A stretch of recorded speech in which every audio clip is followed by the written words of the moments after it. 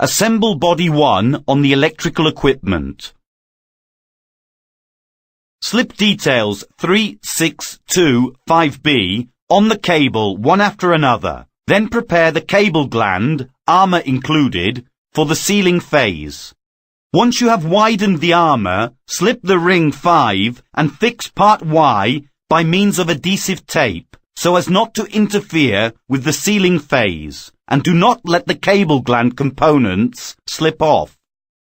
The fitter must calculate the useful length of connectors before carrying out the sealing. Warning: the cable must be rigorously kept in an upright position during the whole sealing operation.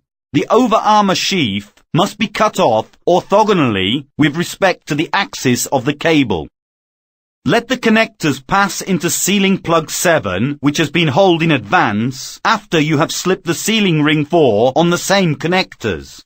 Mount sealing plug 7 onto ring 4 by taking the assembly close to the previously prepared cable, and by keeping a distance h of 35 mm, so as to ease the introduction of the resin.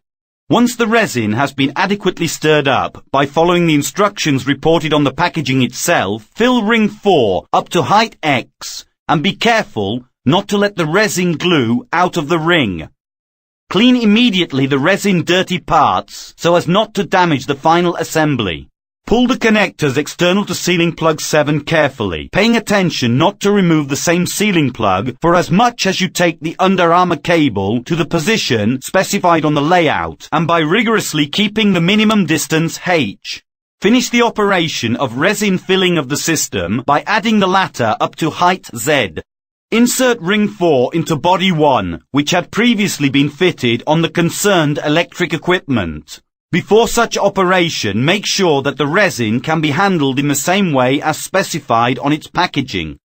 Pre-assemble rubber 6 on the external sheath of the cable by tightening nut 3 on intermediate body 2. Connect the armour between the two rings, being careful that once the operation is over, there are no protruding filaments left, which might damage the final assembling. Get rid of possible protruding filaments. And now, you can finish the mounting operation by tightening intermediate body 2 with body 1. Eventually, tighten nut 3 on intermediate body 2 to ensure a P holding on the external sheath of the cable.